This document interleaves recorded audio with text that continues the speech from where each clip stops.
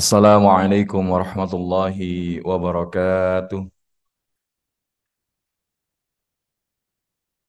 Innal hamdalillah nahmaduhu wa nasta'inuhu wa nastaghfiruhu wa natubu ilaih wa na'udzu billahi min syururi anfusina min sayyiati a'malina may yahdihillahu fala mudilla la wa may yudlil falan tajida lahu waliyyan mursyida. Asyhadu an la ilaha illallah wahdahu la syarika lah wa ashhadu anna nabiyyana Muhammadan abduhu wa rasuluhu la nabiyya wa la rasula ba'dah. Allahumma salli wa sallim ala hadha an-nabiyyil karim sayyidina wa maulana Muhammad sallallahu alaihi wasallam wa ala alihi wa ashabihi wa man tabi'ahum bi ihsanin ila yaumiddin. Amma ba'd, subhanaka la ilma lana illa ma 'allamtana innaka antal alimul hakim. Rabbi shrah li sadri wa yassir li amri wahlul 'uqdatam min lisani yafqahu qawli. Allahumma rzuqna fahman nabiyyin wa hifzal mursalin wa ilhamal malaikatil muqarrabin. Ya Fattah ya Alim iftah qulubana futuhal arifin bihikmatika ya rabbal alamin. Yang sama kami hormati Ketua DKM Masjid Al-Aqsa Permata Bintaro beserta segenap jajaran pengurus, Bapak Ibu jamaah sholat subuh yang insya Allah diberkahi dan dirahmati Allah Subhanahu wa Ta'ala. Izin bertanya kabar di pagi hari ini mengawali pertemuan kita. Bagaimana kabarnya Bapak Ibu semua? Alhamdulillah. Semoga lafaz hamdalah yang sama-sama kita ucapkan semakin memantaskan kita menjadi kelompok elitnya hamba Allah. Kenapa? Karena ternyata walaupun syukur itu mudah untuk diucapkan, tapi di dalam kenyataannya banyak orang bersyukur atau kurang bersyukur, Bapak Ibu. Banyak orang yang lebih bersyukur atau yang tidak bersyukur, yang tidak bersyukur. Karena ini bukan kata Zulfikar, tapi kata Allah Subhanahu wa taala, qalilum min ibadiyas syakur, qalilam ma tashkurun. Sedikit di antara hamba Allah yang bersyukur. Maka kalau hari ini kita bangun pagi bisa mengucapkan alhamdulillahilladzi ahyana ba'dama amatana wa ilaihin nusyur, maka ini adalah satu anugerah. Karena ada saudara-saudara kita di luar sana yang bahkan ketika kemudian mereka istirahat malam, ketika bangun itu sudah tidak lagi bisa bernafas. Maka ini adalah satu anugerah. Bahkan kita hari ini tidur, nggak perlu menuliskan nama kita di tangan ataupun di kaki-kaki kita. Tapi hari ini ada anak-anak di Palestina yang kemudian ketika mereka di waktu siang hari menuliskan nama-nama mereka itu di bagian tangan ataupun di bagian kaki-kaki mereka. Kenapa? Karena mereka sudah mempersiapkan perjalanan pulangnya menuju Allah Subhanahu wa taala. Sehingga ketika kemudian mereka terkena bombardir daripada tentara-tentara Zionis dan kemudian mereka gugur, maka mereka sudah dikenali namanya itu dari nama yang mereka tuliskan itu sendiri. Maka hari ini kalau kita kurang-kurang bersyukur dengan keadaan kita, coba tengok saudara-saudara kita yang hari ini tidak seberuntung kita. Kita hari ini bisa sholat dengan lapang, bisa ngaji dengan mudah, bahkan kita masih bisa menikmati apa yang kita inginkan di dalam kehidupan ini. Namun ada sebagian saudara-saudara kita yang hari ini mereka berada di dalam kondisi yang berbeda 180 derajat. Dan ini adalah merupakan barometer keimanan. Karena ketika Nabi Shallallahu Alaihi Wasallam mengingatkan la yu'minu ahadukum hatta yuhibba li akhihi ma yuhibbu li nafsihi. Belum dikatakan sempurna iman seseorang sebelum dia mencintai saudaranya sebagaimana dia mencintai dirinya. Maka tadi ketika imam kita membacakan kunut nazilah, doa pertolongan kepada saudara-saudara kita, itu yang paling minimal Bapak Ibu. Kalau di dalam doa itu pun kita masih di dalam hati kita itu ada keengganan, ada rasa kenapa sih kita harus doakan mereka terus, kita juga kan lagi susah. Maka ini berarti jangan-jangan kita hilang sensitivitas kemusliman kita. Karena Nabi Shallallahu Alaihi Wasallam mengingatkan di dalam hadis yang lain, man lam yahtamma bi amril muslimin falaysa minhum. Barang siapa orang yang tidak peduli dengan urusan saudara muslim lainnya, maka dia bukan bagian daripada umat Islam. Maka hari ini Umat Islam itu tidak dibatasi hanya sebatas teritorial dari sebuah sistem yang kita sebut dengan negara. Karena apa? Karena bagi kita, selama saudara-saudara kita berbeda teritorial kenegaraannya, tapi mereka mengucapkan asyhadu alla ilaha illallah wa asyhadu anna Muhammadar Rasulullah, maka mereka adalah saudara kita. Mereka jauh di mata, tapi dekat di dalam hati kita. Mereka jauh di pandangan kita, tapi dekat di dalam doa kita. Kalau kita dengan yang seperti itu saja masih belum tergugah, maka harus dengan keadaan yang bagaimana lagikah hati-hati kita itu bisa lebih tergugah. Maka disinilah harapan kita, kita bisa menjadi hamba-hamba Allah yang menemukan hati-hati kita. Karena apa? Karena temukan hati itu diantaranya dari ungkapan Imam Al-Ghazali rahimahullah. Yang pertama adalah saat kita mengingat Allah Subhanahu wa taala di dalam zikir-zikir kita. Tapi kalau kita tidak dapati hati kita di saat kita berzikir kepada Allah, maka carilah ketika kita membaca Al-Quran, ketika kita melaksanakan sholat. Tapi kalaupun sampai di situ masih ternyata kita tidak dapati hati kita, maka carilah di majelis ilmu, di majelis zikir tadi. Dan kalau hati itu masih belum ditemukan, maka Syekh Ibnul Qayyim Al-Jauziyah rahimahullah mengingatkan, mintalah kepada Allah hati yang baru. Karena jangan-jangan pada saat itu hati-hati kalian tidak bisa lagi digunakan. Maka Syekh Ibnu Athaillah melanjutkan bahwa apa yang kemudian tampil di dalam perilaku seseorang ataupun perkataan yang disampaikan oleh seseorang itu adalah menunjukkan daripada corak kolbu yang ia miliki. Bahkan Imam Syafi'i menyebutkan apa yang ada di dalam hati ini ibarat teko. Kemudian apa yang keluar berupa perkataan dan perbuatan itu adalah gambaran dari isi teko. Jadi kalau tekonya itu berisi dengan air kopi, maka nggak mungkin keluarnya itu air sirup. Atau sebaliknya, di dalam tekonya itu adalah air sirup, yang keluar air mineral, nggak mungkin. Maka kalau hari ini ternyata di dalam hidup kita ada orang yang ternyata kata-katanya itu kasar, kata-katanya itu ya banyak menyakiti hati. Tapi kemudian dia bilang, walaupun saya kasar-kasar begini, saya hatinya baik loh. Ya kira-kira gimana Bapak Ibu? Maka oleh karenanya kita berupaya di pagi hari ini jadi orang-orang yang insya Allah di atas rata-rata. Menjadi orang yang tidak mediocre. Karena kalau kita boleh buat sebuah garis, maka ketika garis itu ada orang yang dia berada di bawah garis dan ada orang yang di atas garis. Yang ada di bawah garis itu ditenggarai dengan indikator BED. Apa itu BED? Bad. Ya, kalau bahasa kita generasi rebahan. Ya. Tapi BED ini adalah akronim. B-nya adalah blaming. Orang-orang yang dia ada di bawah permukaan, yang dia hidupnya itu jauh di atas rata-rata, itu hobinya selalu nyalahin. Nyalahin orang, nyalahin daripada pihak-pihak lain atas kegagalan atau kekecewaan yang didapati di dalam dirinya. Maka kalau tadi termasuk ada orang hobinya nyala-nyalahin atas kegagalan atau ketidakcapaian prestasi yang diinginkannya, itu dibikal orang-orang di bawah rata-rata. E-nya adalah excuse. Dia suka cari alasan terhadap apapun yang kemudian tadi menyebabkan dia tidak tercapai. Dan mencari-cari alasan. Dan D-nya adalah denial. Ya, dia menangkal atau kalau bahasa kita ngeyel. Dia kasih tahu tapi ya nggak mau gitu. Diajakin kebaikan, udahlah saya ngaji nggak ngaji bodoh wae. Ya sama saja. Ya padahal ketika kita ternyata menjadi orang-orang yang di atas rata-rata itu juga punya yang namanya OR. OR itu apa? Dayung ya. Dan itu juga akronim. O-nya adalah ownership. Dia punya yang namanya itu kepemilikan, rasa kepemilikan yang menguatkan, bukan rasa kepemilikan yang menjatuhkan. Ya, karena kalau kita bahaskan ownership, owner itu artinya pemilik, ship itu artinya kapal, betul. Berarti pemilik kapal. Pemilik kapal apa? Pemilik kapal keumatan, pemilik kapal NKRI, pemilik kapal daripada masjid kita. Karena apapun yang kita lakukan itu tidak lepas dengan apapun yang menjadi label di dalam kehidupan kita.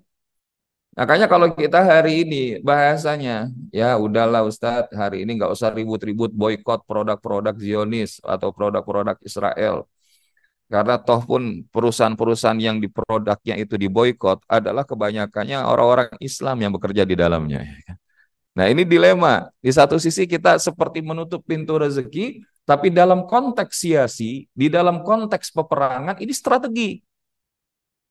Dan ini biiznillah, di beberapa negara-negara di luar Indonesia itu melakukan dengan sangat efektif. Sehingga bisa melakukan penekanan-penekanan. Bahkan ada produk kopi, saya nggak perlu sebutkan namanya. Ya. Itu bahkan ketika ada di sana sendiri, ya di tempat di mana kemudian dilahirkan, maka orang-orang yang ada di sekelilingnya itu melakukan complaining, mereka melakukan demonstration. Untuk apa? Untuk menekan itu. Karena jangan sampai secangkir kopi yang kita minum dengan harga yang tidak murah itu, kita sedang menghadiahkan peluru-peluru yang ditujukan kepada saudara-saudara kita yang digenoside ya di bumi Palestina. Bahkan kabar terakhir itu rumah sakit Asy-Syifa sudah diduduki oleh tentara Israel. Dan ini menunjukkan apa? Bahwa kita perlu memiliki ownership. Masjidil Aqsa itu bukan cuma punya komplek Permata Bintaro, betul nggak? Tapi Masjidil Aqsa itu punya seluruh umat Islam khususnya yang ada di Baitul Maqdis. Ini bukan cuma punya warga Palestina. Karena kalau ini jatuh, maka bukan nggak mungkin episode akhir zaman sudah semakin dekat, Bapak Ibu. Karena ini barometer. Barometer. Masjidil Aqsa itu dirobohkan, selesai. Proses kehidupan kita. Bukan tidak mungkin kemudian Allah hadirkan daripada Nabi Allah Isa alaihi salam untuk menghancurkan Dajjal. Dan kalau sudah posisi itu berarti apa? Sudah dekat dengan min alamatis sa'atil kubra. Kita sudah dekat dengan tanda-tanda kiamat besar. Dan hari ini kiamat-kiamat ataupun tanda-tanda kiamat kecil itu sudah bermunculan. Bahkan salah satunya dalam urusan waktu. Kata Nabi SAW akan datang satu masa mendekati akhir zaman, di mana satu tahun itu seperti satu bulan. Satu bulan itu seperti satu pekan. Satu pekan itu seperti satu hari itu ibarat seperti satu jam. Dan satu jam itu ibarat hanya seperti daun-daun yang kering dan terbakar. Artinya cepat sekali. Dan kita mendapati hari ini waktu itu bergerak cepat nggak Bapak Ibu? Ngerasa nggak kalau dulu-dulu kita waktu masih ya usia-usia anak-anak remaja, awal-awal dewasa itu waktu rasanya lama, betul nggak? Tapi sekarang itu kita bergerak, tahu-tahu sudah habis satu tahun, tahu-tahu habis sudah 2 tahun, tahu-tahu sudah kita akhir tahun, betul nggak? Dan disinilah para ulama menyebutkan, maksudnya apa? Waktu bergerak semakin cepat itu, diantaranya adalah hilangnya keberkahan dari waktu itu. Hari ini banyak orang bisa surfing lama-lama di media sosial, di internet, ataupun menghabiskan waktu mereka mengikuti nafsu dan syahwatnya, tapi dalam urusan kebaikan, mereka itu hitung-hitungan. Ya. Makanya ketika ramai kemarin konser tersebut, ya saya nggak perlu sebutkan, tapi kita mengetahui bagaimana banyak orang yang dia, ya saya walaupun bahasanya mendukung Palestina, tapi udah ikut war ticket ya, jadi nggak mungkin dilepas katanya. Padahal ini bukan masalah berapa jumlahnya, tapi ini menunjukkan keberpihakan kita itu ada di mana. Maka analogi yang sering disampaikan, kenapa kita disunahkan membunuh cicak itu? Karena salah satunya ketika Nabiullah Ibrahim alaihissalam itu dibakar oleh apinya Raja Namrud, maka saat itu di antara yang meniupkan api itu adalah cicak. Bahkan ketika datang seekor burung pipit atau semut di dalam riwayat yang lain, itu membawa air, itu dicela oleh cicak tersebut. Bahasanya, emang mau sampai di mana itu air bisa memadamkan api yang sedang membakar Ibrahim. Tapi ada sebuah ungkapan dari burung pipit itu yang disampaikan. Ya ini bukan masalah tentang bisa kita memadamkan atau tidak, tapi menunjukkan di manakah berpihak kita itu ada di mana. Maka hari ini Bapak Ibu, jamaah yang dirahmati Allah, ownership. Orang-orang yang di atas rata-rata itu dia punya ownership. A-nya adalah accountable. Ya, bahasa sederhananya bisa diandalkan. Kalau dia mendapati satu kondisi-kondisi yang tidak benar, maka kemudian apa kontribusi ia di dalam rangka memperbaiki keadaan itu. Tidak cuma bilang, ya Ustadz, ya hari-hari kayak gini ya tanggung jawab Ustadz lah, tanggung jawab para kiai, para habaib untuk mengingatkan. Lah, dakwah itu urusan kita semua Bapak Ibu. Dakwah itu urusan kita semua. Tapi kalau kita hari ini dakwah tapi tidak didasari ilmu, faqidu syai'i la yu'ti. Bagaimana mungkin kita bisa memberikan sesuatu kalau kita sendiri nggak punya apa-apa? Maka inilah kenapa kemudian kita bahasanya mau capek-capek ngaji. Karena salah satunya insya Allah inilah sarana kita mengisi kapasitas kefahaman kita, keilmuan kita, bahkan daripada tangki kebaikan-kebaikan kita. Karena Nabi SAW mengingatkan man yuridillahu bihi khairan yufaqihu fid din. Barang siapa yang dikehendaki Allah kebaikan di dalam dirinya, maka Allah akan fahamkan agama. Allah nggak bilang semata-mata dalam harta yang banyak, pangkat jabatan yang tinggi, popularitas diikuti oleh banyak orang. Tapi Nabi SAW mengingatkan adalah di dalam kefahaman ilmu. Dan yang terakhir adalah huruf R-nya, responsibility. Ada rasa kebertanggungjawaban. Bahwa setiap kita itu yakin apa yang kita lakukan itu akan kelak dimintakan pertanggungjawaban oleh Allah Subhanahu wa taala. Maka apa? Allah mengingatkan dalam Quran surat Al-Isra ayat 45, "Wala taqfu ma laisa laka bihi ilm." Janganlah kalian ikuti segala sesuatu yang tidak kalian miliki ilmunya. Innas sam'a wal basar wal fuada kullu ulaika kana anhu mas'ula.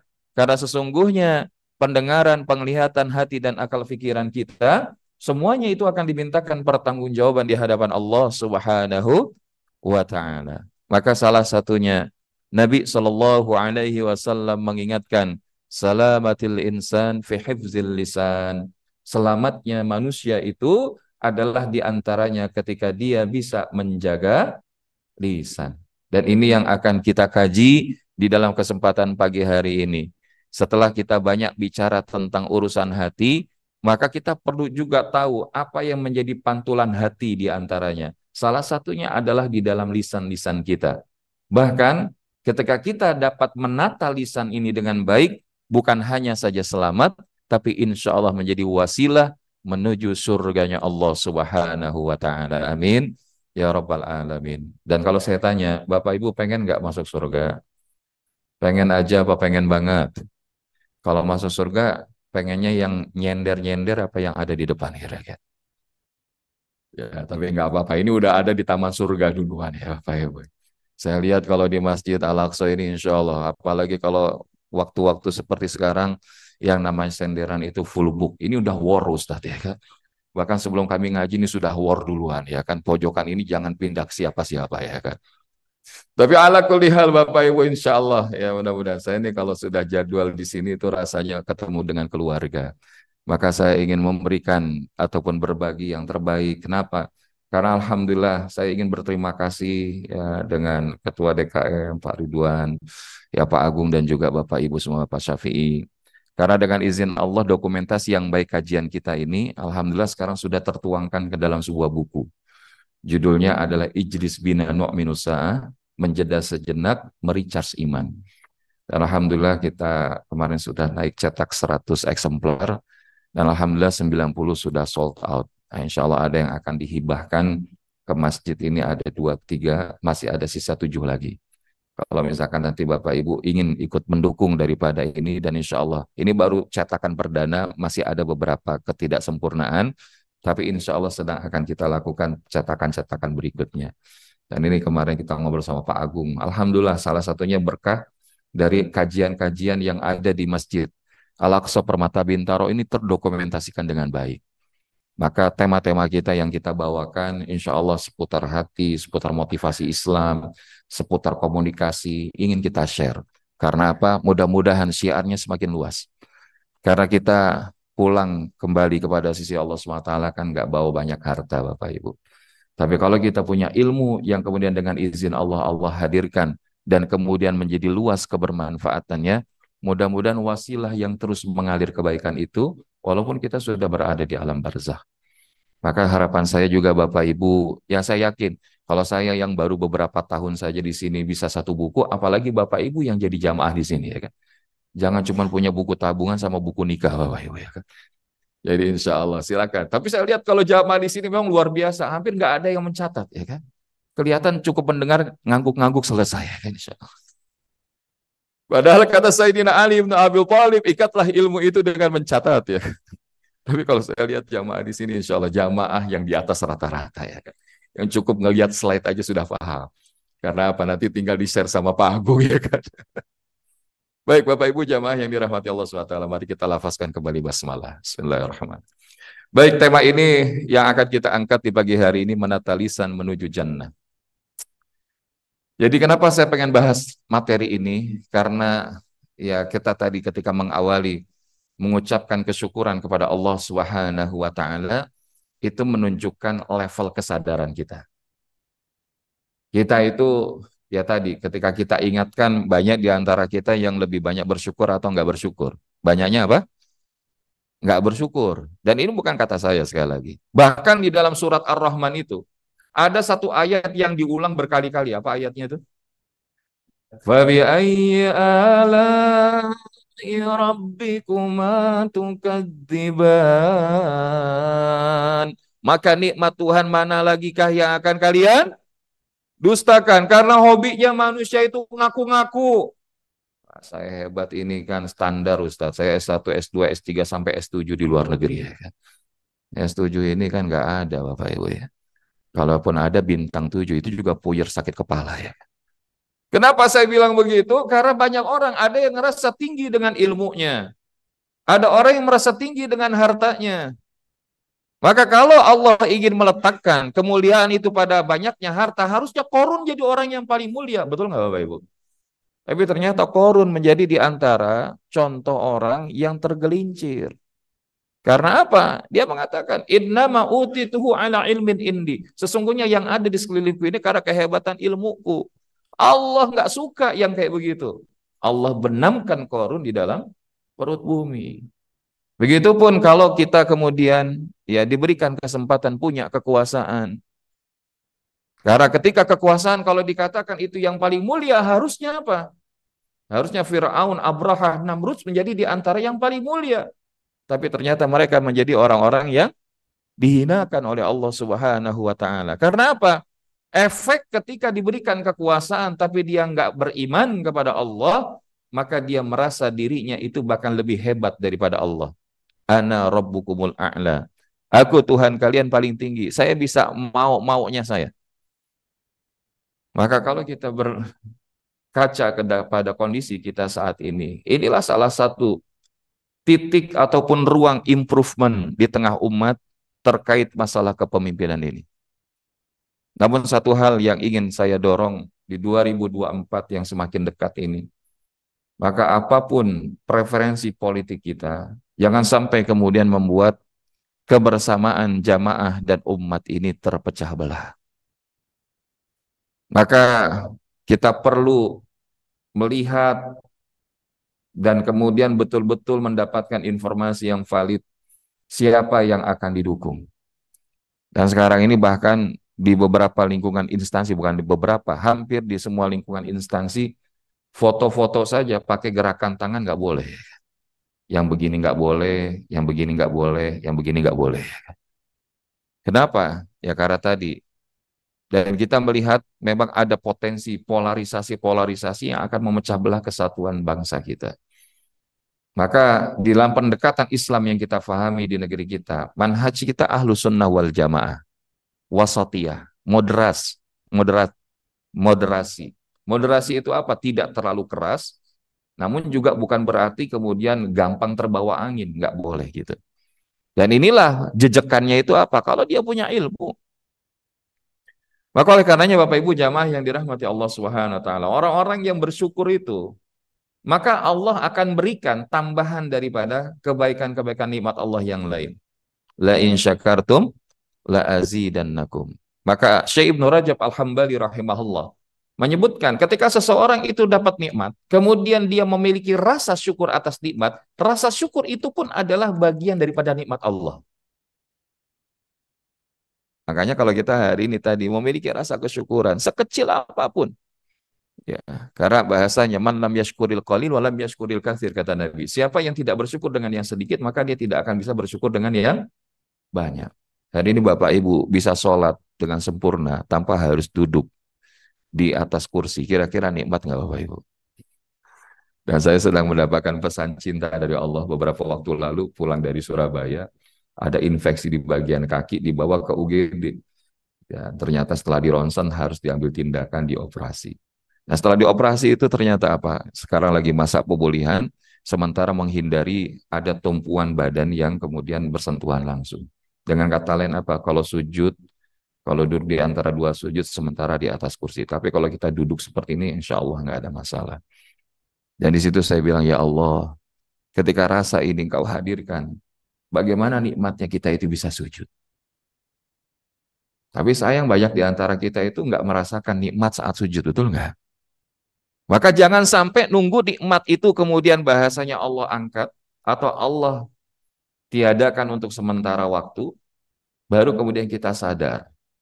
Padahal nggak harus nunggu kayak begitu dulu.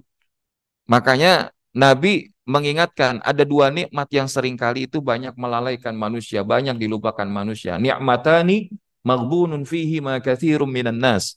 Ada dua nikmat yang banyak dilupakan oleh kebanyakan manusia. Siapa itu? Atau apa itu? As-siha wal farad. Yang pertama adalah nikmat kesehatan, yang kedua adalah nikmat waktu lapang. Ada orang sehat tapi nggak punya waktu, bisa jadi nggak bisa ngaji, betul nggak? Ada waktu tapi nggak sehat, bisa jadi nggak nyampe juga ke masjid. Maka kalau hari ini kita dikasih nikmat dalam kondisi tadi sehat, waktu lapang, walaupun mungkin sekarang tanggalnya belum tanggal awal bulan, ya. Tapi insya Allah saya lihat di sini wajah-wajahnya nggak ada yang terjebak dengan tanggal tengah bulan, ya kan? Semuanya kelihatan bahagia ini, ya kan? Ya, bahkan kelihatan kondisi finansialnya, dompetnya nggak sedang diopnam, ya kan? Karena tenang aja Ustadz, ya saldo saya ini unlimited, ya kan? Maka alhamdulillah Bapak Ibu yang dirahmati Allah. Karena wala in kafartum inna adabi lasyadid. Dan jikalau kalian mengingkari nikmatku, maka sesungguhnya azabku adalah sangat pedih. Maka Bapak Ibu yang dirahmati Allah, ya karena azab itu bukan hanya saja, ya memang berbicara secara letterlock.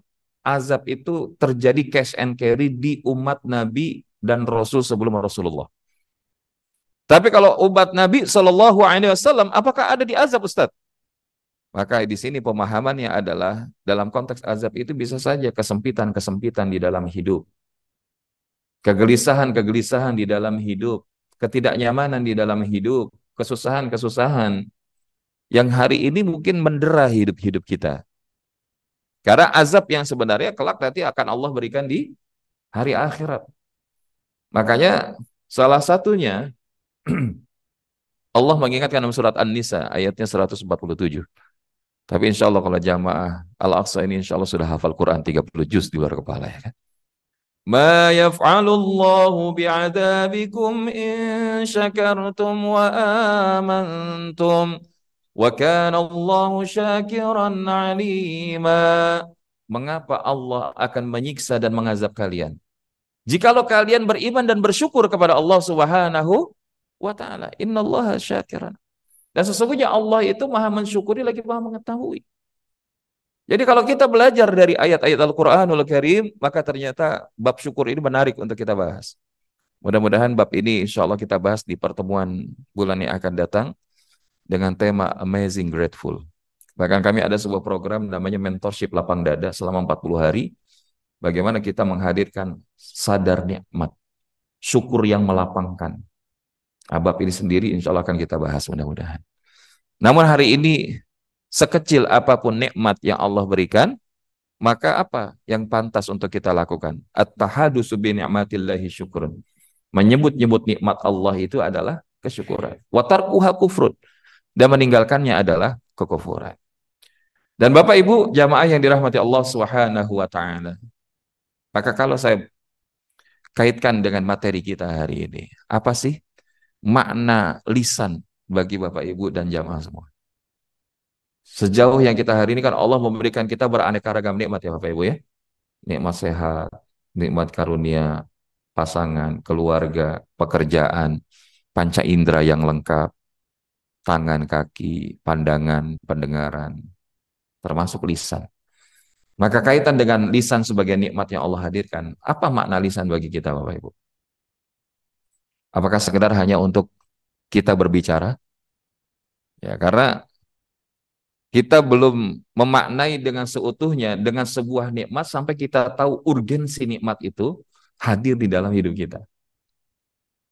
Maka sekarang kalau saya tanya, apa makna lisan bagi Bapak Ibu? Buat ngomong Ustadz ya kan? Nah itu benar ya. Terus apa lagi selain buat ngomong? Ya untuk menyampaikan pesan. Terus apa lagi? Ya untuk jadi apa namanya jagoan silat Ustadz, silat lidah ya. Nah, tapi yang kita kaitkan apa? Ternyata bahkan dengan lisan itu dengan izin Allah bisa menjadi wasilah jalan kita untuk menuju surga. Nah, ini gimana kita maknai? Nah, ini sekali lagi saya ingin mengambil dari apa yang disampaikan oleh Syekh Ibnu Athaillah. Setiap ungkapan yang terucap itu hakikatnya adalah dibungkus oleh corak kalbu yang menjadi tempat keluarnya. Jadi bahasanya pantulan hati. Innallaha la yanzuru ila suwarikum wa ajsamikum wa amwalikum walakin yanzuru ila qulubikum wa a'malikum. Sesungguhnya Allah tidak melihat kepada rupa, penampilan, termasuk daripada harta-harta kita. Dan akan tetapi Allah itu akan melihat hati dan amal-amal kita.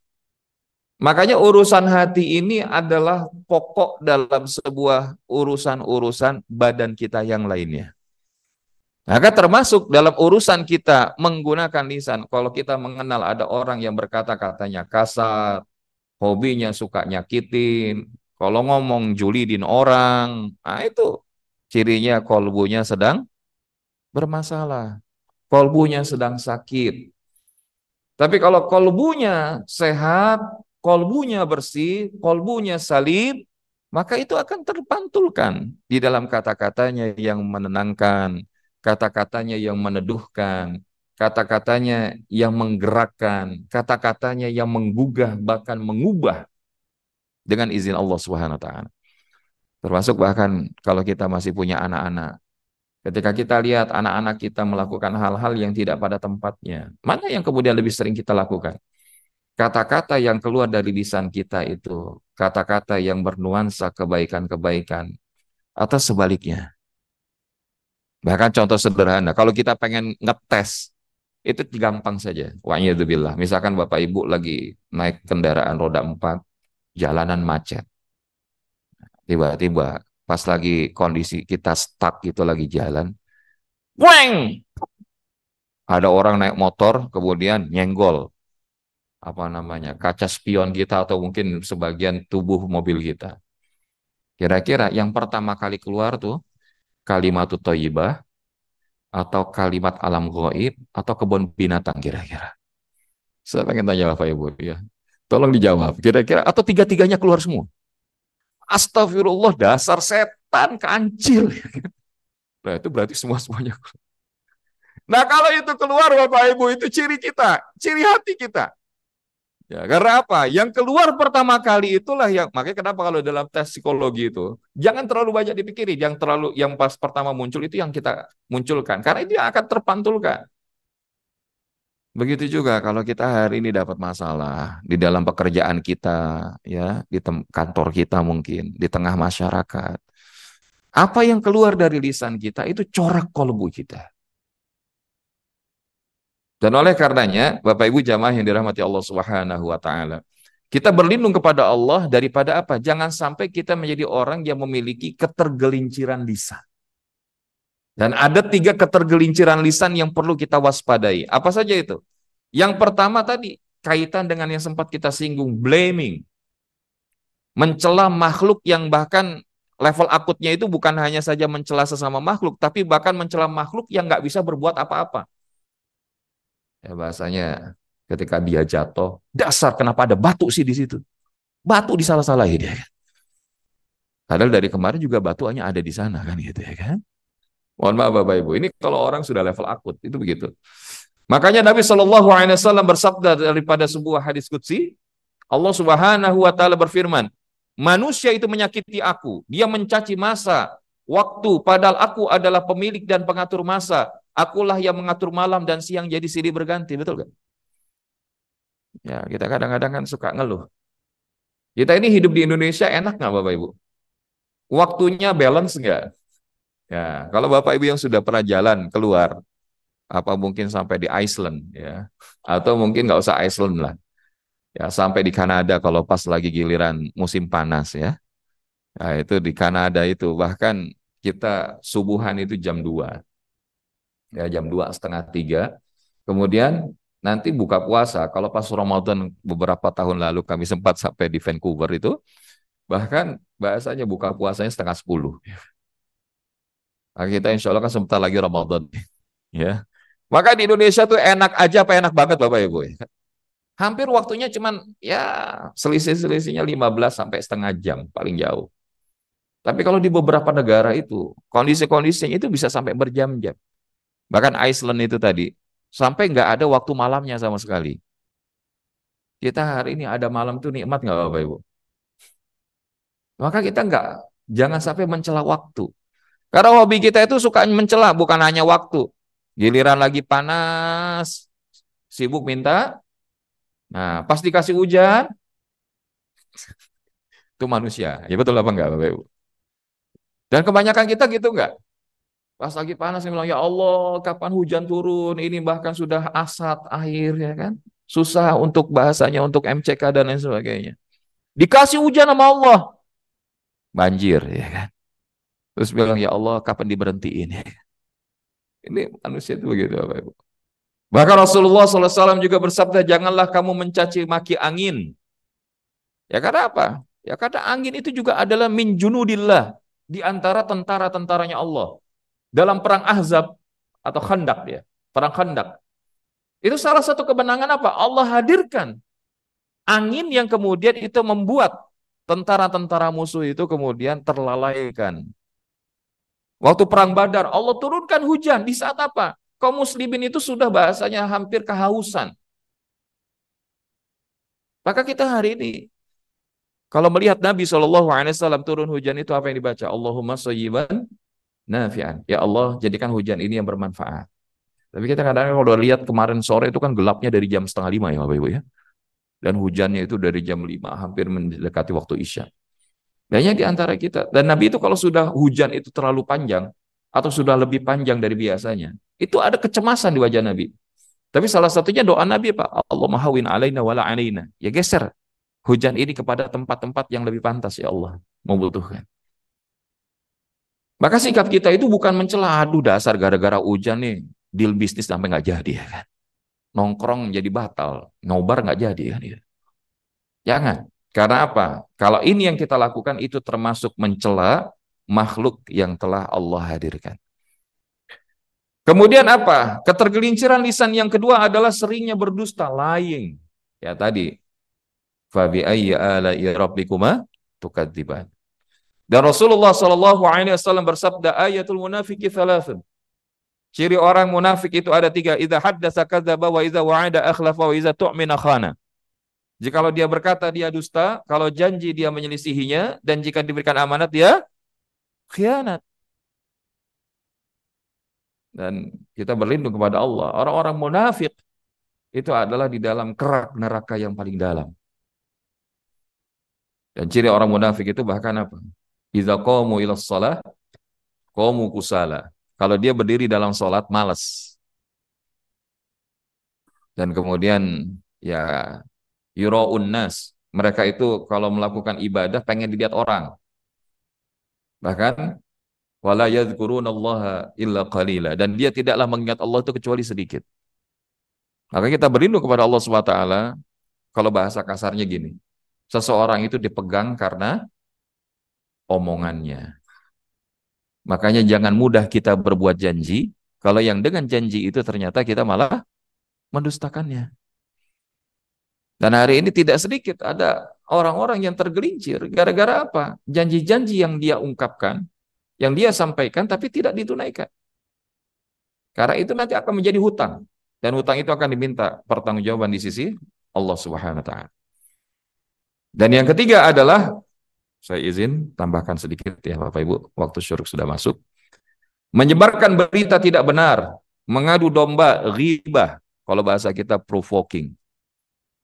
Ya, kita jangan sampai hobinya ngadu domba. Karena apa?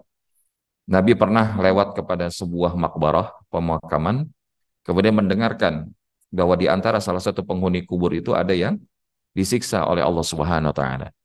Maka kemudian disebut oleh Nabi, mereka berdua disiksa.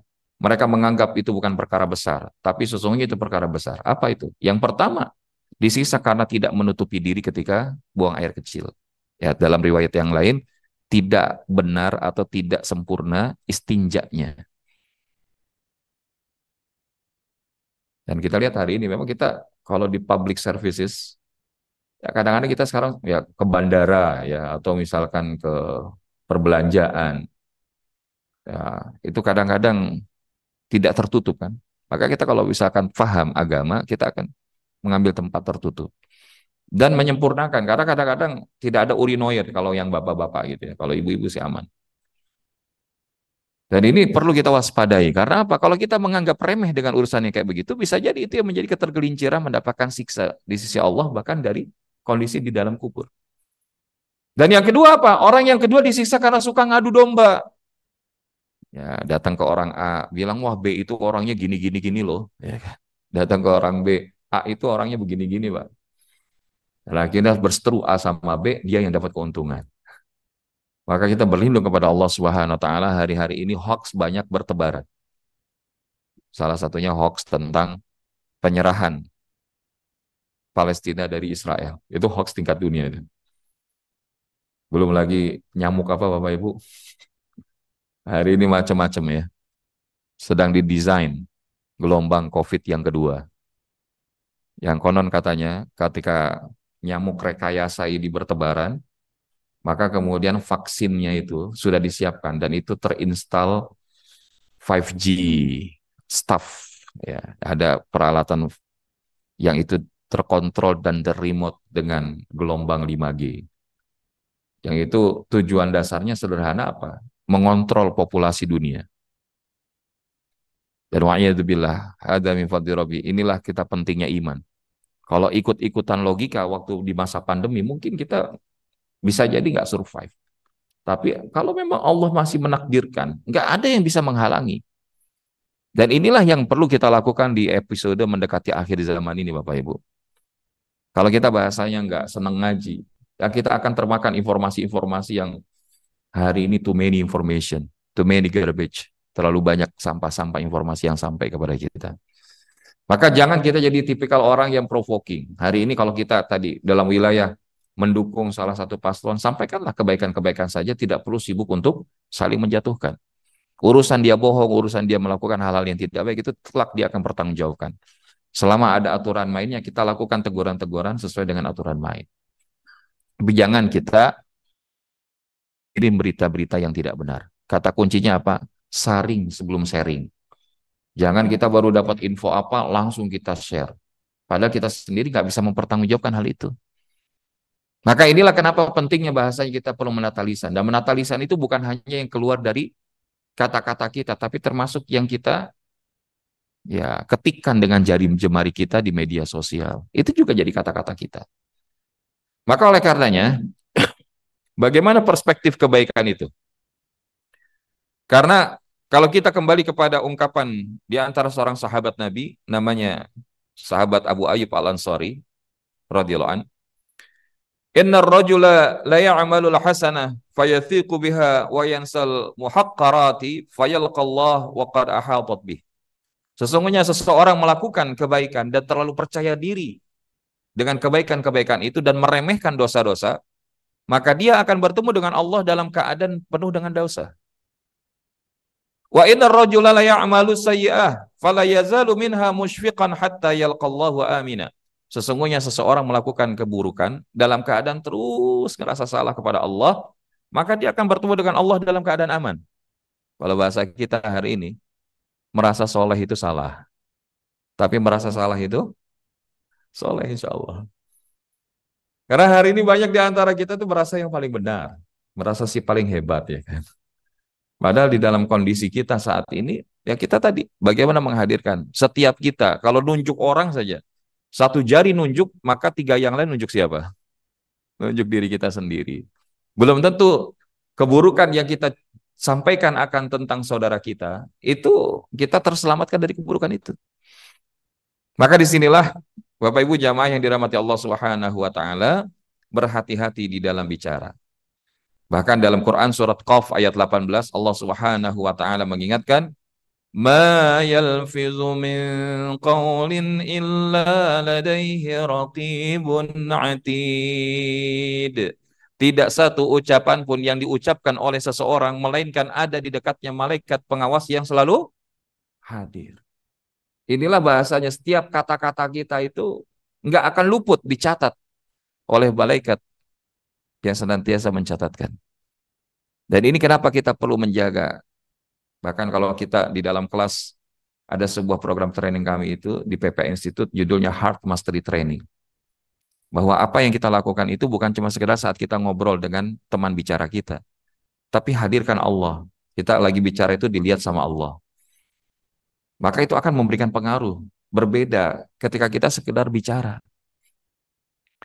Dan hadis riwayat Imam Bukhari, bagaimana Nabi SAW tadi telah kita singgung di awal, selamatnya manusia tergantung pada kemampuannya menjaga lisan. Salamatul insan fi hifdzil lisan.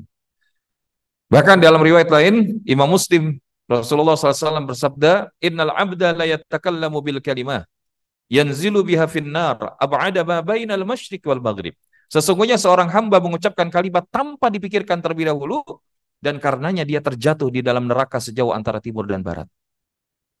Nah, ini nanti ada Bapak Ibu, insya Allah kalau concern dengan hadis-hadis Nabi SAW itu menceritakan di antara kisah yang Nabi sampaikan, ada dua orang yang dia melewati sebuah perkampungan yang menyembah kepada selain Allah, menyembah berhala. Dan kemudian ketika dua orang itu akan lewat, kata si pemilik kampung atau si pemimpin kampung bilang gini, kalau bahasa sederhananya, "Kalian boleh lewat selama kalian memberikan persembahan kepada berhala kami, walaupun hanya dengan seekor lalat." Nah, orang pertama, "Baik bos, kalau begitu saya serahkan lalat ini sebagai persembahan." Sambil bilang sama orang kedua, "Alah, itu kan kita cuma ngomong aja." Tapi kata orang yang kedua, "Enggak. Walaupun itu hanya perkataan, saya enggak akan memberikan persembahan kecuali saya hanya menyembah Allah Subhanahu wa taala." Dan akhirnya apa? Orang pertama boleh lewat, tapi orang kedua harus dipenggal kepalanya. Dan ketika itu, maka inilah yang dikatakan oleh Nabi, orang pertama itulah yang kelak akan berada di neraka, dan yang kedua itulah yang akan berada di surganya Allah. Jadi jangan bahasanya itu dengan kata-kata kita itu hati-hati. Karena kata-kata itu bahasanya ada argonya. Akan dimintakan pertanggungjawaban dari apa yang kita sampaikan. Maka Bapak Ibu yang dirahmati Allah SWT, lalu gimana lah caranya kita? Bagaimanakah kita kiat menata lisan yang itu dengan izin Allah bisa mengantarkan menuju surganya? Maka di sini saya ingin mengambil jaminan surga dari Rasulullah. Jadi bukan bahasanya semata-mata oh materi ini menarik untuk kita ketahui, tapi ini kembali kepada Rasulullah Shallallahu Alaihi Wasallam. Karena Nabi Shallallahu Alaihi Wasallam menyebutkan prinsip dasarnya, "Man yatmanna li ma baina lihyaihi wa ma baina rijlaihi adman lahul jannah." Barang siapa yang bisa memberikan jaminan kepadaku untuk menjaga apa yang ada di antara dua rahangnya, di antara dua janggutnya, yaitu apa? Mulutnya, dan dua kakinya, yaitu apa? Farajnya, kehormatannya, maka kuberikan kepadanya jaminan masuk surga. Jadi kalau Nabi yang udah jamin, jaminannya pancenoye, ya kan? Ya, beda dengan jaminan kita, betul nggak Pak Ibu? Bahasanya sederhana, Nabi akan menjamin umatnya yang dia bisa menjaga lisan dan menjaga kehormatan dirinya. Tapi memang hari ini banyak orang jatuh gara-gara apa? Nggak bisa jaga lisan, nggak bisa jaga kehormatan. Nah, lalu gimana kiat kita menjaga lisan itu, menata lisan itu agar kemudian mendapatkan jaminan dari Nabi SAW? Ada hadis lain yang lebih menjelaskan, lebih detail, yaitu apa? Jaminan surga saat menata lisan itu, Nabi SAW sebutkan, "Ana za'imum bibaitin fi rabdil jannah liman tarakal mira'a wa in kana muhiqqan." Saya pengen tanya tadi di awal, Bapak Ibu pengen nggak masuk surga? Betul nggak? Pengen? Pengen nggak punya rumah di surga? Nah, ini kata Nabi SAW yang pertama, "Aku akan menjamin rumah di tepi surga bagi seseorang yang meninggalkan perdebatan walaupun benar. Masya Allah. Hari ini kan kita kalau diajak debat, ya paling mantep dah kalau perlu bisa 3 kali 24 jam itu. Nggak berhenti-berhenti. Wah, pokoknya semua keluar tuh. Tapi ternyata Nabi mengajarkan kepada kita, tinggalkan perdebatan itu, walaupun itu benar. Tapi mana Ustadz, besok Pilpres itu justru debat capres ya kan. Malah itu menjadi sesuatu. Ya itu tadi balik lagi kepada sistem. Tapi kita dalam melihat sistem itu kemudian melihat mana yang selama ada maslahat. Karena nanti barometernya falyakul khairan aw liyasmut. Selama dia bisa berkata itu membawa kepada kebaikan, ngomong. Tapi kalau nggak bisa membawa kepada kebaikan, diam lebih utama. Jangan dia tahu bisa berbuat kebaikan, tapi diam. Nah, itu salah juga. Jadi kalau kita kembali kepada hadis Nabi SAW ini, maka kita lihat para sahabat itu nggak banyak berdebat. Kalau ada sedikit berdebat, menghina Abdullah ibn Mas'ud ya, ketika naik apa namanya, naik pohon kurma, kelihatan betisnya kecil, diketawain sama sahabat. Terus kata Rasulullah, kalau kalian ingin menimbang betis sahabatku ini dengan gunung Uhud, maka lebih berat betis sahabatku ini di sisi Allah daripada gunung Uhud. Diam. Dan perdebatan apapun di tengah para sahabat, kalau Rasulullah sudah datang selesai. Nah, bedanya kita hari ini kan nggak gitu. Memang kita nggak ada Rasulullah, tapi tuntunan Rasulullah itu tetap ada. Makanya orang-orang yang beriman, dia akan menjauhi daripada hal-hal yang akan membawa kepada ketidakbaikan di dalam dirinya. Dan ini menarik. Walaupun benar, tinggalkan perdebatan yang tidak mendatangkan manfaat. Min husnil islamil mar'i tarkuhu ma la ya'ni. Di antara ciri kebaikan Islam pada diri seseorang adalah dia meninggalkan yang tidak mendatangkan manfaat. Nah, ini yang pertama. Yang kedua, wa bi baitin fi wasatil jannah liman tarakal kadhiba wa in kana mazihan. Yang kedua, aku juga menjamin rumah. Kalau tadi di bahasanya di pinggiran surga, ya enggak? Kalau ini sekarang rumahnya di tengah surga. Bagi seorang apa? Yang meninggalkan kedustaan meskipun dia cuma bercanda. Kalau bahasa kita sekarang lagi hobi ngeprank, ya enggak? Dan begitu udah ngeprank, bercanda. Mohon maaf Bapak Ibu. Ini kelihatannya lucu, tapi ini bahaya Bapak Ibu. Tidak sedikit ada orang-orang yang ngeprank itu ujungnya itu mudarat. Dan kita lihat hari ini bahkan orang bergurau saja itu dibuat kompetisi stand up komedi. Bahkan dapat hadiahnya nggak dikit-dikit. Bahkan hari ini kalau ngundang penceramah di banyak peringatan hari besar Islam, mohon maaf, carinya itu yang bahasanya itu dai penceramahnya yang lebih senang membahas secara ilmiah atau yang lebih banyak bumbu guyonnya Bapak. Ustadznya lucu nggak? Gimana tadi acara peringatan hari besarnya? Wah, ustadznya seru banget. Seru gimana? Lucu. Apa isinya? Pokoknya lucu aja ya. Beda kalau sama jamaah yang hari ini hadir insya Allah ya kan. Bukan berarti kita nggak boleh ngelucu, tapi Nabi pun kalau ngelucu itu nggak bohong. Itu bedanya. Nah, kalau kita kan banyak yang absurd ya, istilahnya apa ya? Absurd. Yang itu direka-reka supaya apa? Ya tertawa. Ya Nabi SAW pernah ada seorang nenek itu datang, ya kan? Bahasa bahasa sederhananya gini, ya Rasulullah, nanti kalau model saya kayak begini ada kagak di surga kalau orang Betawi ya. Terus kata Rasulullah, ya nek kalau model kayak begini mah kagak ada. Itu nenek nangis. Rasulullah senyum sampai kelihatan gigi. Dia bilang, nek maksudnya bukan nenek nggak masuk surga. Kalau nenek nanti masuk surga, nenek akan dibalikan lagi kepada usia terbaiknya. Jadi bahasanya kan nggak bohong. Tadi ini ternyata apa? Rasulullah menjamin rumah di tengah surga. Kita kalau bercanda, kadang-kadang bahkan berlebihan. Dan yang berlebihan itulah yang nggak bagus. Ya kita ngaji kayak begini, ada bumbu-bumbunya nggak apa-apa, sedikit-sedikit. Tapi kalau sudah kebanyakan bumbu daripada dagingnya, akhirnya kita pulang nggak bawa apa-apa. Betul nggak? Dan oleh karenanya, yang terakhir adalah Nabi SAW mengingatkan, wabi baitin fi a'lal jannah. Dan aku menjamin rumah di surga yang paling tinggi, liman hassana khuluqah. Yaitu bagi orang-orang yang berakhlak baik. Ada antara akhlak yang baik ya, keluar dengan ahsanu qawlan. Wa man ahsanu qawlan mimman da'a ilallah. Dan siapakah orang yang paling baik perkataannya selain daripada mereka yang mengajak kepada Allah Subhanahu wa taala. Makanya kalau kita bicara penggunaan perkataan qaulan di dalam Al-Qur'an itu banyak. Satu waktu insya Allah kita akan bahas ada qaulan maisura, ada qaulan ma'rufa, ada qaulan baligha, ya, ada qaulan layyina dan lain sebagainya. Nah, ini kita insya Allah belajar di kesempatan lain biar nanti mudah-mudahan nyambung dari materi ini. Nah, jadi oleh karenanya Bapak Ibu jamaah yang dirahmati Allah Subhanahu wa taala, ya perkataan-perkataan yang paling baik itu adalah yang dia mengajak kepada Allah. Maka dia pasti akan memiliki akhlak yang baik. Tapi kalau dia mengajak li ghairillah, kepada sesuatu selain Allah, maka itu akan banyak potensi ketergelinciran juga.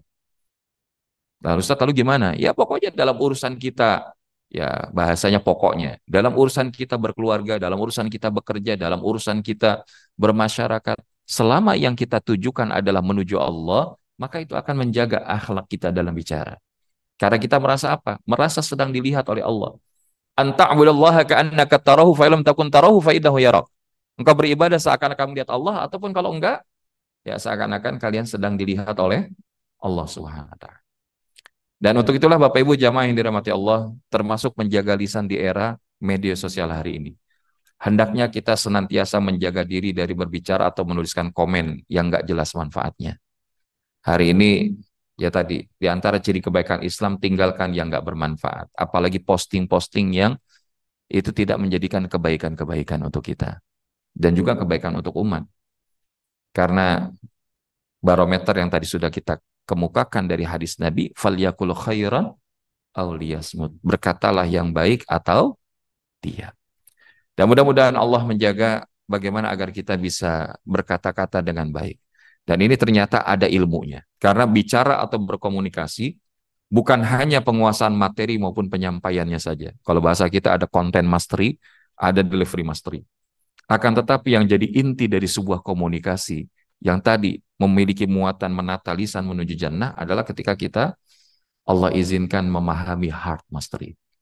Ini kalau ketua DKM kita insya Allah sudah expert juga di bidang communication ya, sama-sama alumni di Academy Trainer ya.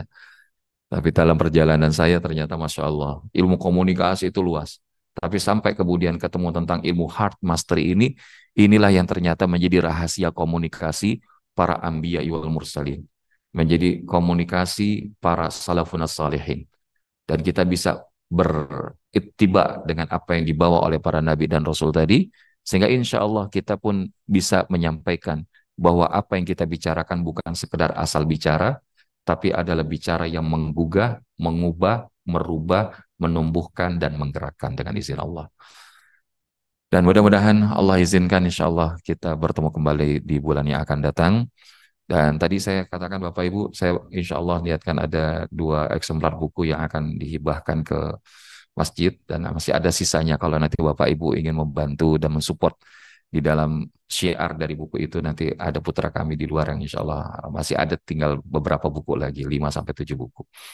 Dan mudah-mudahan insya Allah Allah izinkan untuk bisa menaik cetak lagi di kesempatan lainnya. Dan kita bermunajat kepada Allah Subhanahu wa taala di dalam satu doa yang diajarkan oleh Nabi Shallallahu alaihi wasallam. Dan mudah-mudahan kita semua dijaga oleh Allah Subhanahu wa taala dari segala fitnah dan mara bahaya, serta Allah bimbing dan temani kita dalam menggunakan nikmat panca indera yang telah Allah hadirkan. Kita baca sama-sama Bapak Ibu. Bismillahirrahmanirrahim. Allahumma inni a'udzubika min syarri sam'i wa min syarri basari wa min syarri lisani wa min syarri qalbi wa min syarri minni birahmatika ya arhamar rahimin. Ya Allah, hamba minta perlindungan kepadamu daripada keburukan pada pendengaranku, dari kejelekan pada penglihatanku, dari keburukan pada lisanku, dari kejelekan pada hatiku, serta dari kejelekan dari kehormatanku. Dengan rahmatmu Wahai Rabb yang Maha Pengasih lagi Maha Penyayang. Walhamdulillahirabbil alamin. Dan ada pertanyaan? Atau cukup? Cukup ya. Subhanakallahumma bihamdika asyhadu an la ilaha illa anta astaghfiruka wa atubu ilaik. Saya kembalikan kepada Pak Agung. Assalamualaikum warahmatullahi wabarakatuh.